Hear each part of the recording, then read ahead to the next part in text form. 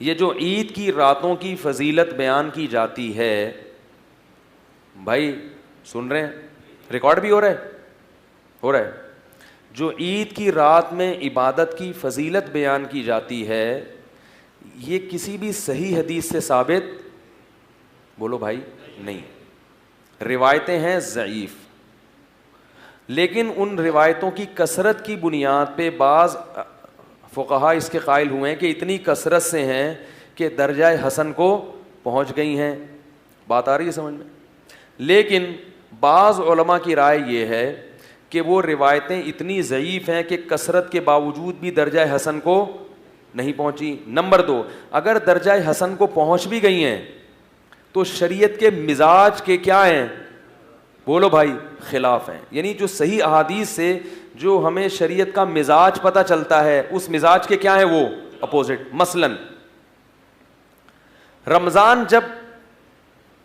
ہم جب روزہ رکھتے ہیں نا، تو روزے کا ٹائم جیسے ہی ختم ہوتا ہے شریعت فوراً کیا کہتی ہے، افطار کرو، اپنے آپ کو مشقت میں مت ڈالو، کیونکہ روزے کا ٹائم کیا ہو گیا ہے، ختم. لہذا افطار کرنا کیا ہے، بولو بھائی، عبادت.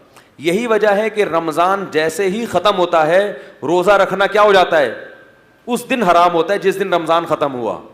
آج آپ کو افطار کرنا ہے، عید الفطر منانی ہے، اور روزہ رکھنے پر آپ پر کیا ہے، پابندی ہے، تاکہ یہ پتہ چل جائے کہ محنت اور مشقت کا ٹائم ختم ہو چکا ہے. پھر اگلے دن بے شک رکھ لیں. نہیں آئی بات؟ تو یاد رکھو، جیسے رمضان کے دن روزے کے لیے ہیں، رمضان کی راتیں، بولو بھائی، عبادت کے لیے. تو اس اصول کا تقاضا یہ ہے کہ جیسے ہی چاند نظر آیا، جیسے رمضان کے دن کے روزے گئے، رمضان کی راتوں کی عبادت بھی چلی گئی. نہیں آئی بات؟ یہ مزاج ہے شریعت کا کہ بھائی ختم. ہاں ناجائز نہیں ہے، فضیلت کیا ہو گئی، ختم. اب جیسے پورے سال کی راتیں ہوتی ہیں، کوئی عبادت کرے ثواب، نہیں کرے کوئی حرج نہیں، اور جتنا ثواب عام راتوں میں ہے اتنا ہی عید کی راتوں میں، تو وہ فضیلت کیا ہو گئی، ختم. یہ مزاج ہے شریعت کے کہ جو چیز، یعنی جیسے روزہ ہے نا، روزہ وہ ختم ہوتا ہے تو اسی وقت ختم کرنا ضروری ہے اس کو. اس کی ایک اور دلیل یہ ہے کہ عید الفطر کے دن روزہ رکھنا تو حرام ہے، تو یہ اتنا بھی ہوتا نا کہ آپ نیت کر لیتے کہ میرا روزہ نہیں ہے، بس اس سے کافی تھا نا، کھانا پینا تو ضروری نہ ہوتا. لیکن ہمارے نبی عید الفطر کے دن صبح باقاعدہ کھایا کرتے تھے. صرف اتنا کافی نہیں سمجھا گیا کہ ہم نے نیت نہیں کی، ہم نماز کے بعد کھا لیں گے، کوئی نہ، دن کا آغاز کس سے ہوگا، کھانے سے. حالانکہ اس ٹائم آپ کا عام معمول کھانے کا نہیں تھا. صحابہ اور نبی کا جو معمول تھا نا کھانے کا، وہ ظہر سے پہلے دوپہر کا کھانا، ناشتوں کا اس زمانے میں رواج نہیں تھا.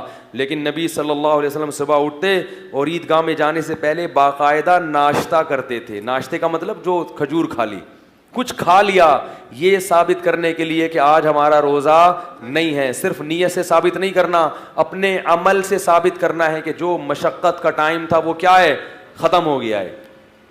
تو اسی کا تقاضا یہ ہے کہ عید کی رات بھی عبادت کی رات، بولو بھائی، نہ ہو. کیونکہ جو راتیں تھیں فضیلت کی، وہ چاند نظر آتے ہی جیسے دن کے روزے گئے، راتوں کی فضیلت بھی ختم.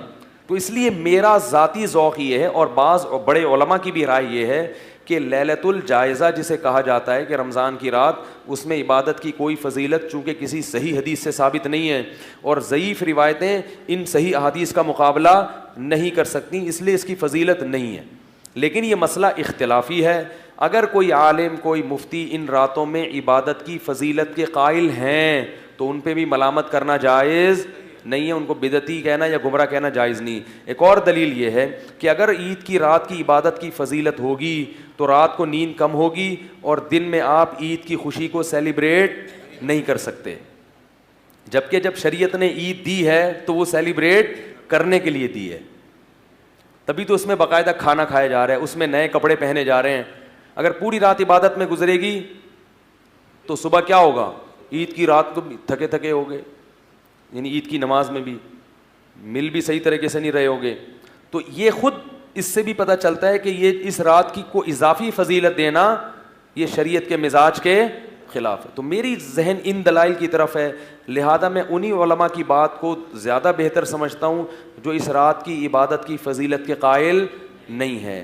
میری رائے یہ ہے کہ اس رات عبادت ضرور کریں, اتنی جتنی پورے سال کرنی ہے, کیونکہ رمضان میں آپ کو جو عبادت کی عادت پڑ گئی ہے, پوری رات سو کے اس عادت کو خراب بولو بھائی نہ کریں.